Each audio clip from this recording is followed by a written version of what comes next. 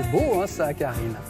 Les feuilles mortes, oui, c'est l'automne, mais une belle recette de saison grâce à vous, Karine. Bonjour. Bonjour à tous. C'est la saison de la courge. Donc, ce matin, on va cuisiner le butternut. Oui. C'est masculin, on dit, hein, butternut, je pense. Hein. Oui, Hein, je pense. en tout cas la courge. La courge, Ça, avec c'est de sûr. jolis papillotes, papier, crayon. C'est la recette de Karine. Remarquez, on parle de cette courge butternut, mais elle a plusieurs noms.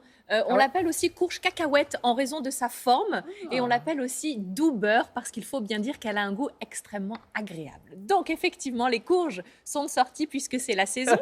On les cuisine plus généralement, je sais pas, en gratin, en Oui. purée, en velouté. Là, aujourd'hui, on a décidé de changer un peu et d'en faire une papillote. Donc il y a quelques règles à respecter pour les papillotes, notamment de couper cette courge assez finement parce que sinon la cuisson sera trop longue. Faites attention, pardon, c'est une lapalissade au couteau. Oui. Une fois ou deux, moi, c'est pas passé loin parce que c'est très dur la peau de la courge. C'est vrai, la Hein peau de la courge est très Et ça peut dure. riper le couteau, et attention. Alors Voilà. c'est pourquoi il vaut mieux toujours avoir des couteaux extrêmement bien aiguisés Ouais. parce qu'au moins la coupe est nette. C'est ça. C'est-à-dire que pour la La cicatrisation, coupe est franche. la coupe est franche. Vous avez besoin donc pour cette recette de butternut, de mozzarella, quelques fruits secs pour le croquant, du persil, de la ciboulette, du curcuma, du jus d'orange et puis un petit peu de miel. Donc nous y voilà dans cet épluchage de courge butternut. Regardez ces couleurs. Vous voyez, on a au loin les oranges. Ouais. La butternut, moi j'aime bien quand toutes les couleurs sont coordonnées parce que déjà ça nous met en appétit avec ces petites herbes fraîches. Là, c'est très agréable.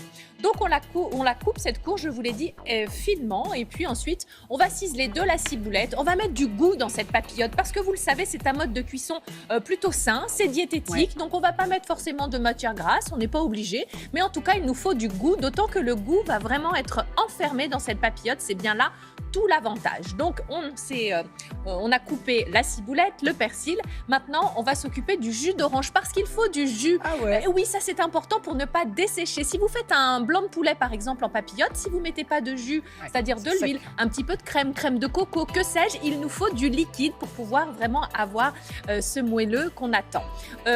Oui, on a pris quelques petites noix de cajou. Vous pouvez prendre les fruits secs de votre choix. Moi j'aime bien ça parce que ça va apporter un petit peu de croquant face à. Vous allez voir la mozzarella qu'on va mettre dans la papillote qui va plutôt fondre en bouche comme la butternut. Donc du coup, c'est bien d'avoir un petit peu de croquant au milieu de tout ça. Bon, tout est prêt. Alors, la papillote, c'est surtout le choix du bon papier. Qu'est-ce que vous remarquez, Damien? Il y en a deux de papier. Oui, vous avez Pourquoi? mis 2 couches. Parce que j'évite de mettre les aliments directement en contact avec l'aluminium. Ah oui, non, il faut pas. Voilà, on sait que c'est toxique, c'est pas Ouais. super. Donc, je prends quand même l'aluminium parce que c'est bien pour éviter les éventuelles fuites. Ça contient, si vous voulez, le premier papier, qui est du papier sulfu ou du papier cuisson. C'est la même chose. Vous allez mettre tous vos ingrédients dedans. La courge, la mozzarella, les petits fruits secs, les herbes, du sel, du poivre, le jus d'orange.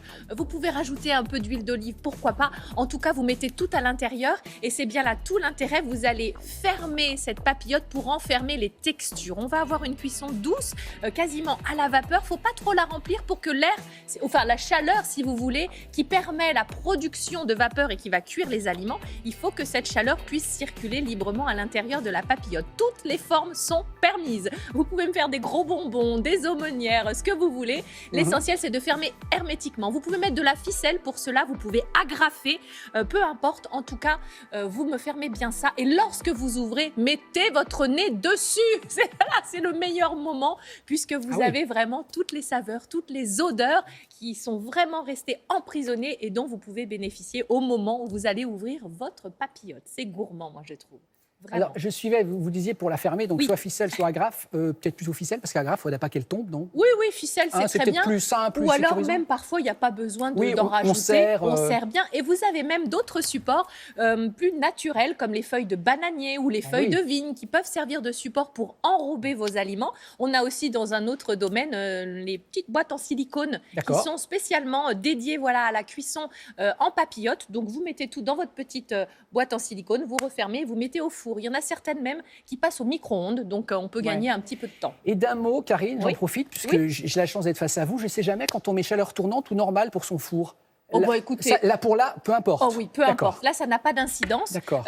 Vous pouvez tout faire en papillote, mon cher Damien. Les poissons, les viandes, les légumes. Et demain, on fera des fruits en papillote. Merci, Karine. Avec Génial. bonheur. Bonne recette qui va nous faire du bien. Merci à vous. Recette réconfortante.